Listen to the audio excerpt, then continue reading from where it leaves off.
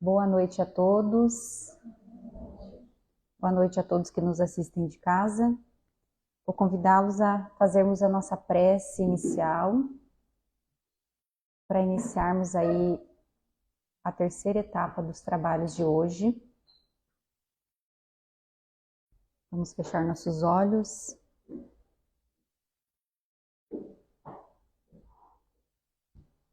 Pai de infinita bondade, que tem por nós piedade na tristeza e na aflição, e que nas horas de amargura põe tua paz com ternura sempre em nosso coração. Ouve, Senhor, essa prece, e nossa alma fortalece, dando-nos alegria, harmonia e paz. Faz com que sejamos indulgentes, tolerantes e pacientes, até com quem nos faz mal. Afasta dos nossos caminhos os abrolhos e espinhos esparramados pelo chão. Transforma em vibração positiva toda emanação negativa com essa força dessa oração. Converte os bons em bons amigos, os que se dizem nossos inimigos, convencendo-nos de nos dar o seu perdão. Porque tu és a nossa firmeza e dos nossos erros e fraquezas jamais nos negastes a mão. Certos de que essa prece já foi ouvida e toda a desgraça vencida pelos guerreiros do além, nós nos ajoelhamos em espírito e agradecemos a Jesus o Cristo e louvamos para sempre. Que assim seja. Glória a Deus.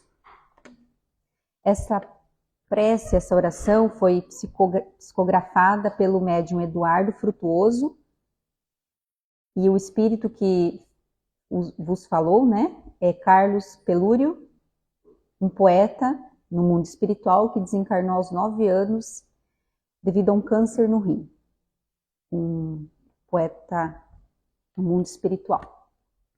Então, hoje a gente teve a psicografia e também os trabalhos, de paz e obsessão.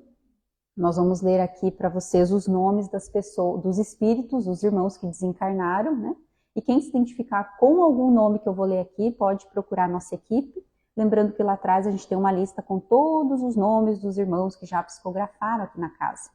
Essa lista pode ser acessada por todos, tá? Se alguém também lá na lista se identificar com algum nome, você aí de casa também que nos assiste, pode mandar mensagem para a gente, procurar a equipe aqui, tá bom? Então vamos lá. Seu amado filho Maicon Ferreira, Maria Antonieta, Sabrina, Catarina,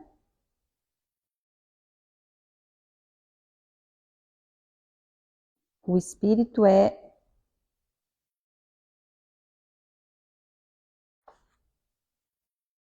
não se identificou aqui, mas é para Catarina. Eudisa,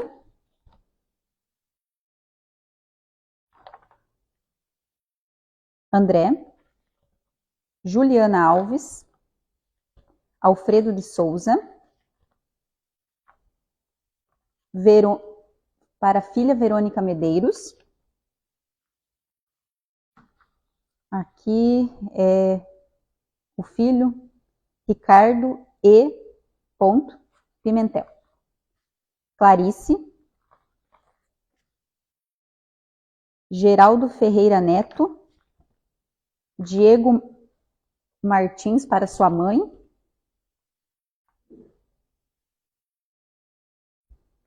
Jaderson Souza Martins, Maria Eduarda. Esses foram as psicografias, tá? Lembrando também da nossa feijoada, dia 31 de maio, Quem não adquiriu o seu ticket, vai, buscar aí com a equipe, falar com a gente. O valor é R$50, é uma feijoada que é considerada e que serve 2 pessoas, muito boa, e todo o lucro que a gente tiver, enfim, é para cobrir as despesas da nossa casa, para manter a casa de pé, né? Pagar as contas que a gente tem, né? As despesas.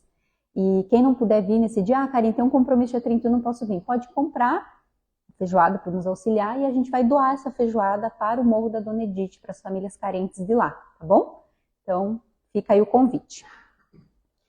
Recados dados, então, nós vamos para nosso tema de hoje, que é a Páscoa na visão espírita, né?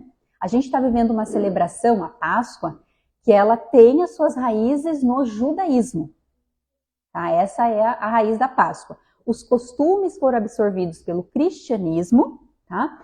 E mais tarde, né, como a gente já percebe, foram deturpados por alguns costumes, que hoje, abre parênteses aí, são bem comerciais, a gente sabe, né? Ovos, chocolates, uma festa que hoje guarda muito pouco de relação com a verdadeira Páscoa, aquela genuína Páscoa. Tá? A Páscoa, ou Passach, é uma celebração milenar, é uma das festas mais importantes da cultura judaica.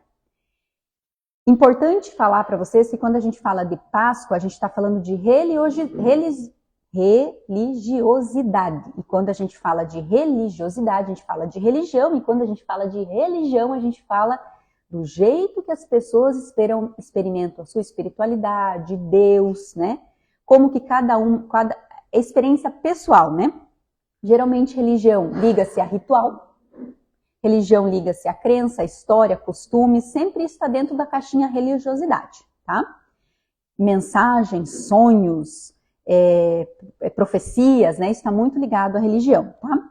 E o que é o conceito religioso da Páscoa? É um costume, é uma tradição. Né? Anualmente, a Páscoa pelo judaísmo é comemorada no dia 14 de Nissan, que de acordo com o calendário judaico é um calendário lunisolar, ou seja, se baseia pelos ciclos da lua. Esse é o calendário dos judeus. Nissan é o primeiro mês do ano nesse calendário judaico, que tem 30 dias. E é conhecido também como o mês da primavera, que geralmente pelos estudiosos, teólogos, sociólogos, quem estuda, né, eles associam ao mês de abril, esse mês de Nissan, tá? E o que se costuma fazer nessa celebração judaica, né? Se dançar, se refletir, orar junto, comer alimentos como cordeiro assado, pães sem fermento, velas, exclamações da Torá, eles usam muito, proibição, comer comida fermentada, e um ritual é o jejum dos primogênitos. Então, primogênito da família não come nesse dia. Tá? Esse é o ritual judaico. Já vamos entender, eu já vou explicar por quê. Então, a Páscoa, o que ela significa, então, para o judaísmo? Vamos voltar um pouquinho, então. O povo hebreu era um povo escravo há 1.400 anos já no Egito. Esse é o povo hebreu. O Egito foi invadido, abre aspas, um anjo da morte. Lembra que eu falei das metáforas, dos sonhos, das profecias? Tudo isso é religião. Esse anjo da morte significa outra coisa no contexto da Torá. Então, os judeus, na palestra de quarta eu falei que naquela época que Moisés veio, muitos eram politeístas. Mas os judeus não eram. Os judeus sempre foram monoteístas. Eles sempre acreditaram no único Deus, só que um Deus do trovão, como eu disse na quarta-feira. Um Deus que premia e que pune, né? Então, eles obedeciam tudo que vinha, né? Tudo que estava ali como profecia, eles temiam muito, né? Mas o anjo disse, aquele que tivesse um símbolo do carneiro, né? Do cordeiro, perdão, feito com sangue de cordeiro, perdão, em um símbolo que era mais ou menos, tipo como se fosse uma cruz, assim, né? Esse anjo da morte pularia aquela casa. Essa era a promessa que estava lá com eles. E como o verbo no hebraico pular se chama passar, vem aí a Páscoa, que é Pessah. Eles uniram uma coisa a outra. A Páscoa, então, é o pulo do anjo. Pular, passar, né? Esse é o pulo do anjo sobre a casa. O pulo que esse anjo da morte deu e livrou a morte do primogênito, tá? A tragédia de perder o filho mais velho da família. Como eu falei antes, o principal alimento da Páscoa para eles é o cordeiro, né? Eles comem até hoje na celebração judaica um cordeiro assado. Então, por quê? Por que esse cordeiro? E isso, gente, vem muito antes, muito antes dessa história aqui do anjo da morte, né? Eles pegavam um cordeirinho, levavam para dentro de casa o cordeirinho. E a família brincava com o cordeirinho, as crianças alimentavam, davam de comer, davam banho, era como se fosse o nosso animal de estimação hoje. Eles tinham aquele costume, ele comia da melhor pastagem, né? Eles tratavam aquele cordeiro como um membro da família. Passava uma semana, começava no domingo, chegava ali na sexta-feira, o carneirinho já tinha criado uma feição, já era membro da família, já tinha uma afeição, já tinha um carinho pelo animal muito grande, né? Pois bem, sexta-feira, né? Então, ao entardecer dessa sexta-feira, o animalzinho era sacrificado. Tinha que ser assim, estava na tradição judaica. Se alimentar do cordeiro da Páscoa precisava ser uma experiência de dor. Essa era a Páscoa deles. A experiência de perder alguém especial. Isso é a simbologia do cordeiro. Então, a Páscoa para os judeus tem a ver com uma experiência espiritual da perda, tá? Ligada à desilusão, desiludir. E quando a gente se desilude, a gente perde alguma coisa, né? Por isso, esse choque do cordeiro sendo imolado, perdendo o amigo, o membro da família, tá? No contexto do cristianismo, trazendo agora para vocês, com a vinda de Jesus Cristo, vamos fazer essa analogia agora. Falamos do judaísmo. Vamos então agora para Jesus. Jesus veio. Ele reuniu 12 apóstolos, né? Ele reuniu e 3 anos antes do seu sacrifício, dos 30 ali aos 33, mais ou menos, a gente entende que foi, pelas escrituras e estudos, ele conviveu com esses apóstolos, ele curou cegos com esses apóstolos, curou paralíticos, jantava na casinha de Simão Pedro todo dia, ia pescar com eles, voltava no entardecer, criou uma relação. Volta aquela série que eu indiquei na quarta, The Chosen. Lá ele fala um pouquinho, lógico, a dramaturgia, né? Mas ele conta um pouquinho disso. Até a sogra de Simão Pedro ele curou, fazia ali aquela, né? E participou, inclusive, das dores desses apóstolos, das suas imperfeições. Ele estava ali para aconselhar, para ensinar, né?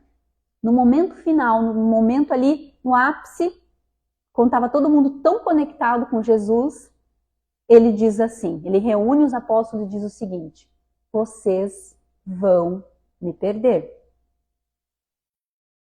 Eu estou me despedindo de vocês. E vocês fiquem sabendo que eu vou deixar esse mundo corpóreo e eu vou para o mundo incorpóreo. E vocês vão experimentar uma tremenda tristeza com essa perda. Mas, dessa profunda dor que vocês vão sentir, vocês vão criar a maior experiência espiritual da vida de vocês comigo e com o Pai. Porque lembra que eu comentei na quarta? Jesus e Deus são uma única, ali naquele momento, né? Jesus na Terra, era o próprio Deus falando. Jesus, como médium, canalizava as mensagens do próprio Deus. Fomos amigos, eu compartilhei com vocês, eu amei tanto vocês. Pedro, você está aqui nessa ceia comigo e você vai me negar 3 vezes, mas eu vou continuar te amando. Eu te amo tanto, Judas, que eu sei que você vai me trair, mas eu estou aqui ceando com você. Mas eu vou embora, mas eu prometo que do mundo espiritual eu vou estar com vocês. E eu vou acompanhar a ascensão do cristianismo lá de cima. E eu vou ajudar. De lá eu vou ajudar, eu vou comandar essa expansão. Né? Porque a vida não cessa com a morte do corpo. Jesus trouxe essa mensagem, né? E toda vez que vocês se sentirem solitários, toda vez que vocês sentirem a falta da minha presença, vocês se reúnam e comemorem o quê? A Páscoa, a vida. Ali é a celebração da vida, não da morte. Porque ele vive, só que no mundo incorpóreo. E esta cena, gente, está descrita, obviamente, com todas as metáforas como pano de fundo, né, que a Bíblia usa, né? Lá em Lucas 22, no capítulo 7 ao 38, eu vou tirar o trecho do 9 e do 20, para ler para vocês aqui. E tomando o pão, e havendo dado graças, partiu e o deu-lhe, dizendo: Isto é o meu corpo que será entregue e dado por vós. Fazei isso em memória de mim. Semelhante tomou o cálice depois da ceia, dizendo: Este cálice é o novo testamento do meu sangue, será derramado por vós. Vamos lá, vamos entender essa Santa Ceia que aconteceu na quinta-feira. Na quinta-feira foi, né? Pão e vinho, igual a 2 símbolos. São símbolos, né? A Santa Ceia de Páscoa, que foi um dia antes da Sexta-feira da Paixão, né, onde teria sido Jesus crucificado, né, foi feita com os 12 apóstolos ali, né, com os apóstolos. E o que a doutrina espírita vai tirar dessa cena para falar sobre a Páscoa? Né? Porque hoje algumas religiões se baseiam muito nessa cena para falar sobre a quinta-feira da ceia, a sexta-feira da paixão, o sábado da aleluia e aí o domingo de ressurreição. Né? A gente também entende, interpreta tudo isso e reflete tudo isso, obviamente. Né? O espiritismo, nós não temos esse culto. A gente não fica celebrando esses dias, né? Quinta, sexta, sábado de aleluia e domingo de Páscoa. A gente não tem esse ritual. Ponto. Então, mas como eu disse, a gente respeita e reflete isso, né? Por quê? Porque a gente entende que toda essa dinâmica de relembrar Jesus e do seu sacrifício e da sua mensagem não é para ser feita só na quinta, sexta, sábado, domingo, lá da Páscoa. É para ser feita todo dia. Isso que a doutrina espírita fala, tá? Todos os dias são de espiritualização. Mas a data da Páscoa, agora refletida com a premissa do cristianismo, não deixa de ser um momento muito especial para nós que revive os instantes derradeiros de Jesus. Então a gente relembra aqueles momentos, e principalmente a mensagem, né?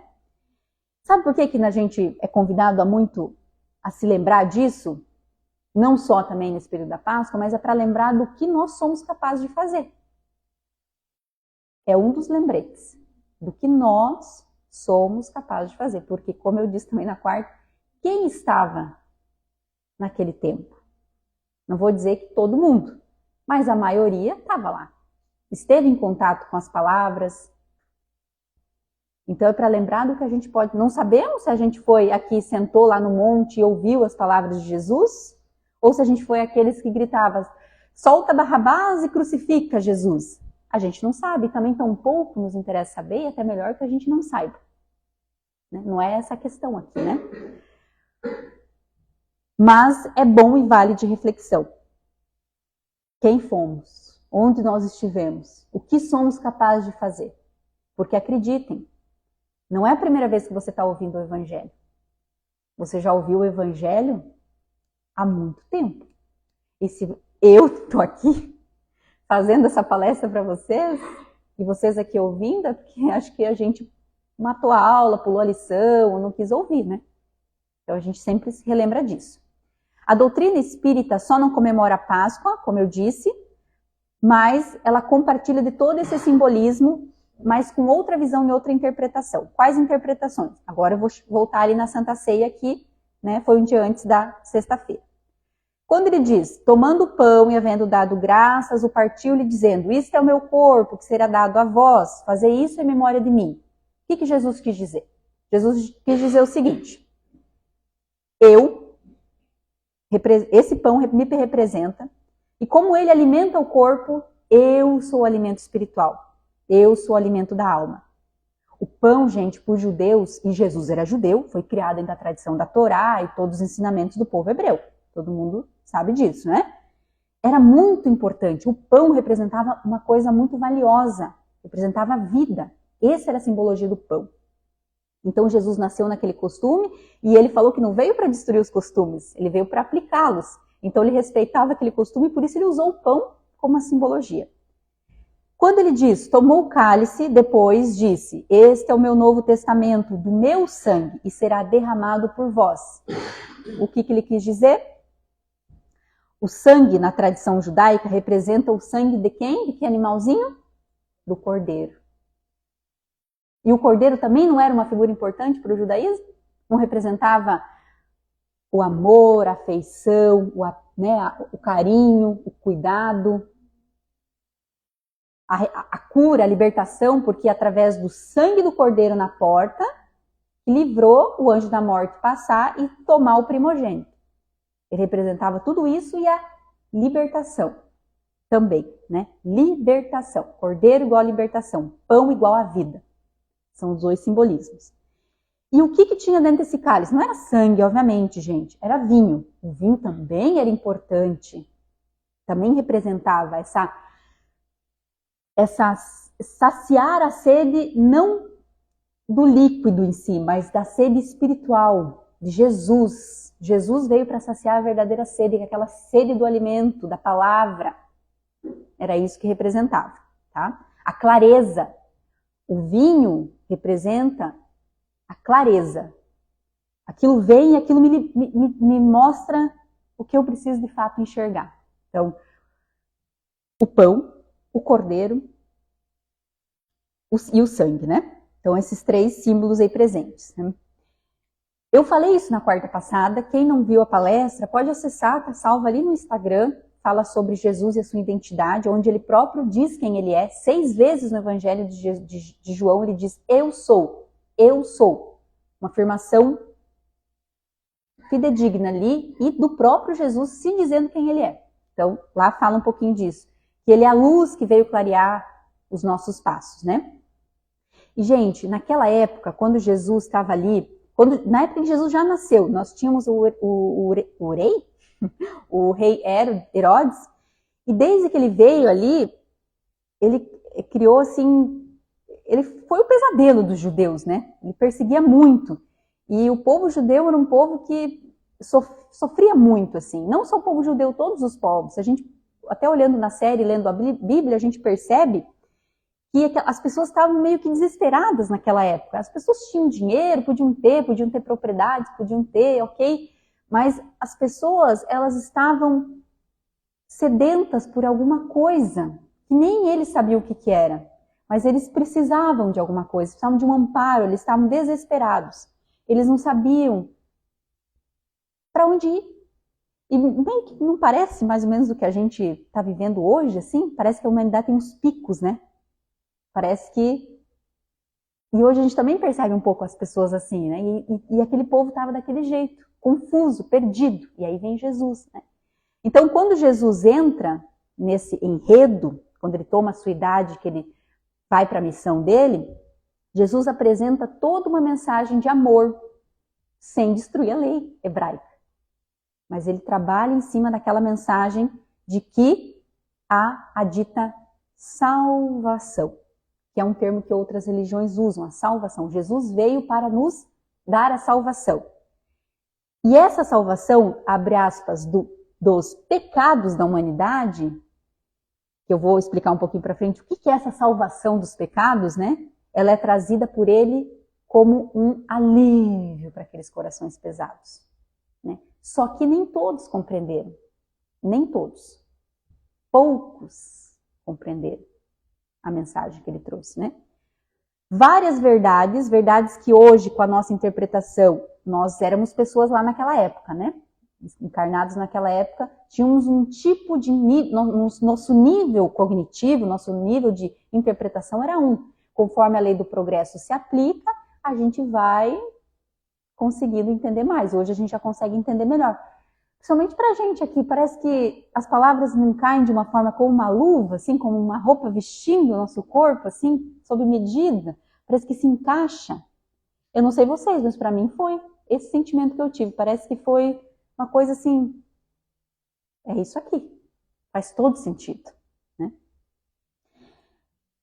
E hoje, graças à doutrina espírita, lá de 1850 e poucos, onde veio Kardec, a gente pôde ter uma luz e clarear mais esse nosso nível de interpretação, né? A sua crucificação e a sua ressurreição, a gente tem que tirar desses dois atos, crucificação e ressurreição, a gente tem que tirar que foi um supremo esforço e representação do amor de Deus pela humanidade. Ponto. Foi um grande ato de Jesus. Nada que o Cristo fez deixa de ter um sentido pedagógico. Vocês acham que foi uma coincidência ter acontecido no período da comemoração da Páscoa do povo hebreu, do povo judeu, isso? a crucificação dele, não foi coincidência. Ele mesmo fez questão de fazer essas comparações, essas analogias, né? E já sabendo, né, dessa difusão que o cristianismo ia ter com essa comemoração. Ele já sabia, Jesus, Deus já sabia disso, né? Então, por isso, não foi coincidência ter acontecido na Páscoa, né? Cordeiro imolado, corpo de Cristo na cruz, tudo teve uma simbologia. Então, a Páscoa judaica era para comemorar o quê? A libertação da escravidão do Egito. Esse era o motivo que eles comemoravam a Páscoa. Começou lá com o cordeirinho, o sangue na porta dos hebreus. Depois eles começaram a comemorar a Páscoa lembrando da sua libertação lá no Egito. Certo? Que Jesus comemorava piamente ali a Páscoa com a sua família. Ele tinha muito esse costume, né? E aí veio ele, no período da Páscoa, para fazer a gente comemorar o quê? A libertação da matéria. Da escravidão da matéria. Essa é a tal salvação que ele veio nos dar. Não veio salvar os nossos pecados e tá tudo kit, agora você vai como um feixe de luz para cima. Isso não existe. A salvação e remissão dos nossos pecados. A salvação que ele diz é a tua libertação da escravidão da matéria. E quem tem olhos para ver, eu vejo, e quem tem ouvidos para ouvir, ouça. Infelizmente, nem todos compreenderam, né? Egito, em hebraico, significa Mitzrayim. Uma palavra até, desculpe aí quem sabe falar em hebraico se eu pronunciei errado. Que significa, e Mitzrayim, em hebraico, significa estreiteza, prisão, opressão. Então, olha a comparação. Libertação do Egito, opressão, prisão, libertação da matéria. A matéria faz o que com a gente? Oprime. A matéria faz a gente fazer com que a matéria faz com que nossos sentidos fiquem estreitos. A comparação aí, como eu disse, nada é coincidência. Foi tudo, né? E hoje a doutrina espírita, isso é palavra de alguns palestrantes dentro da doutrina, ele diz assim, né? Ela nos diz, né, que não cabe mais a gente mostrar aquele Jesus, aquele homem, que Jesus estava como homem, carne e osso, aquele homem sofrido, ensanguentado, aquele homem onde tem as costelas quebradas, a lança colocada, né? Aquela coisa, aquela tortura. A gente não quer enfatizar isso. A doutrina não quer enfatizar esse sangue todo, essa dor. A gente relembra, como eu disse, respeita, mas não é o foco.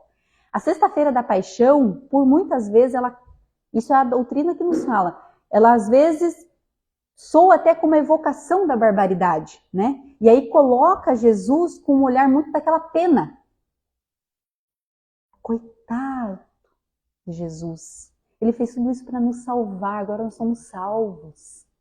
Nós somos salvos dos nossos pecados. Eu não preciso fazer mais nada porque Jesus já fez por mim, né? Então, a gente quer tirar isso, a gente quer tirar essa falsa moral da história. Ele foi um homem que se sacrificou para nos salvar dos nossos pecados e agora estamos quites. Isso não existe, né? Não, a moral, segundo a doutrina espírita, que a gente tem que subtrair a salvação que Jesus veio nos falar é da salvação de si próprio. É da salvação da nossa ignorância, do nosso apego à matéria que é opressora. Essa é a salvação que Jesus veio trazer para a gente. O sacrifício dele e a crucificação são momentos difíceis, mas como Divaldo Pereira Franco nos diz, ele cita assim, precisamos e estamos levando para o mundo um Jesus descrucificado. A gente está tirando Jesus da cruz e colocando ele como um irmão mais velho, lendo, estudando a mensagem dele, refletindo a mensagem dele, entendendo que ele veio para salvar a gente da gente mesmo, da nossa ignorância. Não fazer nossos pecados sumirem assim e tá tudo certo, né? Então isso é libertador, né? E sobre a sua ressurreição, ela seria o ápice da sua missão messiânica. É o ápice do ato de Jesus. É a sua ressurreição. Nossa, ele ressurgiu, né? Após a morte, ele segue atuando e conversando com os seus discípulos. Está na Bíblia, né? Promete nunca abandonar e até hoje espera por nós. Até hoje ele está esperando por nós. Ressurreição significa o quê? Lá no pé da letra, lá no dicionário, ressurreição significa ressurgir da morte. Isso que significa a palavra ressurreição. Muitos dizem, é uma falsa ideia, de que o espiritismo e religiões X, Y, Z, de que a principal diferença entre nossa doutrina e essas religiões é que a gente acredita na reencarnação e essas religiões acreditam na ressurreição. Mas a doutrina espírita acredita sim na ressurreição. Nós acreditamos que a ressurreição é voltar à vida espiritual. Você ressurgiu no plano incorpóreo, como Jesus fez. Nós acreditamos nisso. Mas nós também acreditamos que por inúmeras provas incontestáveis, né, na reencarnação. E a reencarnação é a volta à carne. Reencarnar é voltar à carne, ao que me faz homem, para viver no corpo físico todas as experiências que eu preciso viver. Nós acreditamos, e aí que muitas doutrinas, religiões não acreditam. Né? Mas a gente sabe, como eu coloquei por inúmeras provas incontestáveis, eu até falei, será que eu cito aqui algumas? Será que eu coloco aqui algumas? Mas não, vai ficar muito longo aqui para explicar, né? No Evangelho de João, Jesus diz para Nicodemos, na verdade eu citei sim uma aqui, que eu achei, não dá para passar sem colocar essa. Jesus diz o seguinte para Nicodemos, para entrar no reino de Deus é preciso nascer da água e do Espírito. Isso é uma conversa que ele teve com Nicodemos. O Espiritismo interpreta essa mensagem como um convite à reencarnação, que é necessária para a gente se depurar e viver os nossos propósitos. Esse é o significado dessa conversa com Nicodemos. E onde está o corpo de Jesus? Karine, me responda essa pergunta. Quando que ele volta? Responda essa pergunta, Espiritismo. Onde eu encontro essa resposta? Eu já li todos os livros. Nós não sabemos. E tampouco faz sentido saber. Nós não estamos procurando um corpo. Nós estamos procurando a mensagem do Evangelho que ele deixou. E quando ele volta, ele está todo dia aqui. Ele não foi embora. Ele mesmo diz que sempre estaria com a gente. Jesus está aqui, inclusive aqui com a gente nesse momento. Tenho certeza que ele está. Né? Junto com os tarefeiros que o acompanham, que estão aqui, né? Então, a ideia é que a gente tem que se cuidar para não se apegar a coisas que faz sentido, né? Então, isso é muito importante para a gente refletir e tomar muito cuidado com, às vezes, não se deixar só levar por símbolos. A gente está lendo ali, por isso que é libertador a gente vir estudar, fica o convite, né? Estudar o Evangelho. E quando a gente estuda o Evangelho, ele estuda a Bíblia, são pedaços da Bíblia, do Novo Testamento, principalmente do Novo Testamento, que é toda a vida de Jesus, e traz sempre de pano de fundo uma explicação ou de Kardec ou de um espírito que trouxe a mensagem para Kardec. Então, isso é muito libertador, né? O Evangelho segundo o Espiritismo. Isso é muito importante. Então, para fecharmos essa palestra, né, assim, fechando o nosso raciocínio aqui, eu acho que ficou claro para vocês como que nós espíritas vemos a Páscoa, onde toda essa simbologia começou, lá com o povo hebreu, né? E focar muito nessa moral que Jesus nos deixou, né? Ele próprio nos deixou. Então, se reúnam. Em nenhum momento, acho que ficou claro também para vocês que a gente falou que não é para celebrar. Coelhinho, ovinho, guirlanda na porta. Gente, tá tudo certo. Na doutrina espírita não é contra isso. Eu tenho na minha casa uma decoraçãozinha de Páscoa lá, eu adoro. Pintar, né? Quarta-feira a Grazi fez com as crianças, os ovinhos e tudo. Maravilhoso, óbvio, né? A gente não pode ser radicalista, né? Mas o convite que fica aqui é a gente sempre olhar a moral da história, né? Num contexto de Jesus. A gente não pode só lembrar de cruz e nem de coelhinhos. A gente tem que lembrar de Jesus. E não só na Páscoa, todos os dias. Mas Jesus diz, celebrem, se reúnam, celebrem e pensem em mim. Está lá naquela passagem de Lucas, onde ele faz aquela Santa Ceia na quinta-feira com os seus apóstolos. São mais ou menos uns 25 versículos contando só dessa Santa Ceia e Jesus fala isso. Se reúnam, celebrem em meu nome. Então a celebração é para ser feita, né? Reflitam a libertação, que é a salvação prometida. Reflitam amor, a imortalidade da alma e continuem firmes. Isso é a mensagem que ele nos diz, firmeza, pois um dia, olha essa promessa, até eu vou copiar aqui vou parafrasear aqui um palestrante, que é o Dr. Paulo Frutuoso, que ele falou inclusive numa palestra dele que nós temos duas condenações quando nós nascemos, saímos ali da barriguinha da mamãe, a gente já está com duas condenações. Uma é que você nunca vai morrer. A tua alma é imortal. Nunca vai morrer. E segunda é que o nosso destino é ser um espírito perfeito. Nós um dia seremos igual a Jesus Cristo. Parece meio impossível a gente olhando agora, né, com essa visão meia curta que a gente tem aqui, só olhando agora, eu, Karine, eu. Mas calma, gente. Um dia todos nós vamos ser Cristos, como Ele. Ah, Karine, todo Cristo vai descer e sofrer isso que Jesus sofreu, se passar por homem, né, de carne, ser pendurado numa cruz, em todo mundo tem um governador, isso acontece, ele desce e tal. Nós não sabemos como é conduzido, né? Como eu disse, tem coisas também que não faz sentido a gente saber e entender. Só sabemos que foi assim com o nosso mestre e ele, como governador do nosso planeta, está sempre com a gente. Essa é a mensagem da Páscoa para vocês. Obrigada pela atenção. Vou convidar agora a gente a fazer o passe coletivo. Depois do passe coletivo, você que está assistindo de casa pode deixar uma aguinha aí do ladinho que ela vai ser fluidificada. Depois do passe coletivo a gente vai ter a bioenergia, que é a minha direita, e o passe isolado à minha esquerda.